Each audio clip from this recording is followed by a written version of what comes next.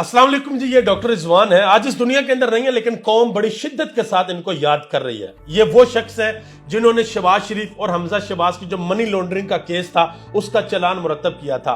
हर किस्म का प्रेशर इनके ऊपर था, धमकियां इनको दी गई, यहां तक कहा गया कि हमें पता है कि तुम्हारे बच्चे कहां पर पढ़ते हैं। और आखिरकार इतना प्रेशर दिया गया कि पुरअसरार तौर पर इनको भी हार्ट अटैक हो गया, मकसूद चपड़ासी को भी हार्ट अटैक हो गया, और दो बंदे और थे जो इस केस के अंदर इन्वॉल्व थे, तफ्तीश कर रहे थे, उनको भी हार्ट अटैक हो गया और ये इस दुनिया से चले गए। और ये मकबूल जान लिखते हैं कि इस ईमानदार ऑफिसर की असल में आज मौत वाकया हुई है। मनी लॉन्ड्रिंग केस का चालान मुरतब करने वाला डॉक्टर रिजवान मौत से 2 दिन पहले मिला, और यह मकबूल जान से 2 दिन पहले मिले। जब इनकी वफात हुई तो उससे 2 दिन पहले और यह मकबूल जान से इनसे मुलाकात हुई। सख्त प्रेशर में था, बताया फोन पर धमकी मिली है कि हमें पता है तुम्हारे बच्चे कहां पढ़ने जाते हैं। अब एक बंदा आपके केसेस के ऊपर काम कर रहा है और आप उसको धमकी फोन करके ये कहें कि हमें पता है तुम्हारे बच्चे कहां पर पढ़ने जाते हैं, तो सोचें कि अगर उसकी कोई बेटी है या उसका कोई छोटा बेटा है तो उस पर क्या गुजरती होगी। इस केस के अंदर एफआईए की तरफ से जो प्रोसिक्यूटर थे उन्होंने एक बहुत बड़ा इंकशाफ किया। एयरवाई न्यूज पे बात करते हुए उन्होंने कहा कि 10 अप्रैल को इन्वेस्टिगेशन ऑफिसर ने कहा कि शहबाज शरीफ वजीर आजम और हमजा शहबाज वजीर आला बनने जा रहे हैं।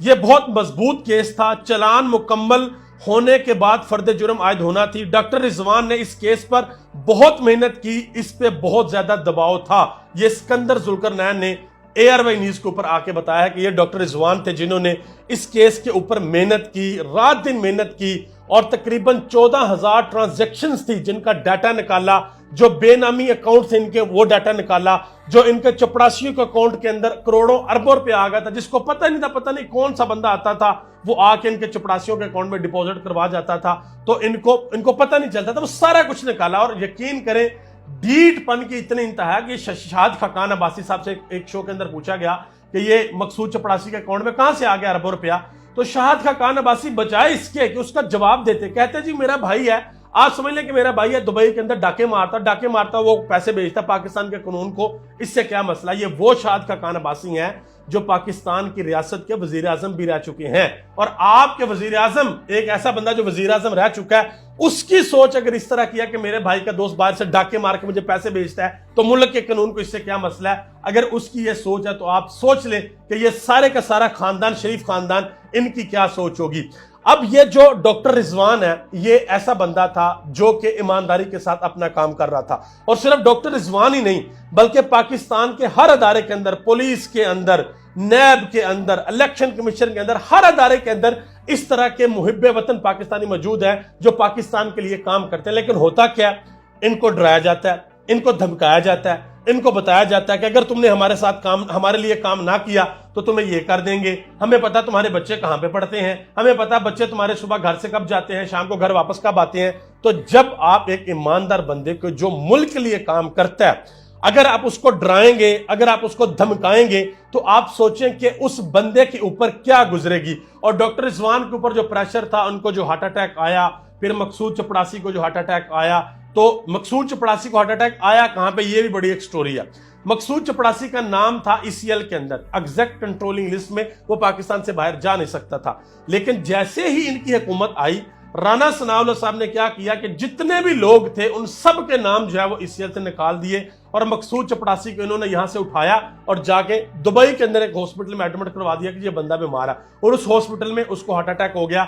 यानी कि जो अहम बंदा था उसको हार्ट अटैक हो गया, डॉक्टर रिजवान जो तफ्तीश कर रहे थे उसको हार्ट अटैक हो गया, और रही सही कसर हमारी अदालतों ने निकाल दी, और इन्होंने नैब का कानून पास करके निकाल दी कि अगर आपने चोरी की है तो वो नैब साबित करेगी, अगर आपने 50 करोड़ रुपए तक की करप्शन कर ली है आपको कोई पूछेगा नहीं। देखें, इरशाद भट्टी साहब ने एक बड़ी अच्छी बात की, उन्होंने कहा कि पाकिस्तान को एक काम करना चाहिए कि इनको एक कानून बना देना चाहिए कि जो 17वें और 18वें ग्रेड से ऊपर के जो ब्यूरोक्रेट, जो ऑफिसर्स हैं हमारे अदारों के अंदर, वो स्याह करें, सफेद करें, करप्शन करें, चोरी करें, डाके मारें, जो मर्जी मारें, उनको कोई नहीं पूछेगा। ये कानून पाकिस्तान के अंदर पास कर देना चाहिए। चलो होगा उसका, फिर ये तो पता चल जाएगा ना दुनिया को कि भाई इन्होंने चोरी लीगलाइज कर दिया, कानून बना दिया चोरी करने का। बना तो इन्होंने वैसे दिया, लेकिन इसको आप पूरी दुनिया को बता भी दें कि हमने जो है वो कानून बना दिया। और इस पे जो सबसे बड़ा सवाल है, देखिए पाकिस्तान की अब अवाम वो 80-90 का दौर नहीं है, सोशल मीडिया का दौर है। एक एक चीज 10 मिनट के अंदर बाहर आ जाती है, पूरी दुनिया में पता लग जाती है। अवाम अब पूछेगी कि भाई ये वो केसेस हैं, जैसे एतजाज हसन ने कहा कि हथेली पे रखे हुए केसेस, साफ सीधे ओपन एंड शट केसेस हैं, ये केसेस कैसे खत्म हो गए, कैसे इनको रिलीफ मिल गया। वो फिर इमरान खान बात करते हैं एनआरओ की, ये मुझसे एनआरओ मांगते थे, मैंने इनको एनआरओ नहीं दिया, तो अवाम तो फिर ठीक समझेगी कि इमरान खान ने इनको एनआरओ नहीं दिया, लेकिन अपनी हुकूमत इमरान खान ने कुर्बान कर दी। और यही बयानियां लेके इमरान खान जब इलेक्शन में अवाम के पास जाएंगे और फिर इनको इलेक्शन में फेंटा लगना है, फिर उन्हें रोना है जी धांधली होगी, हमें हरा दिया गया। अब देखना यह है कि पाकिस्तान का अदालती निजाम क्या करता है। आप सबका बहुत बहुत शुक्रिया। पाकिस्तान जिंदाबाद और फौज पाकिस्तान पाइंदाबाद।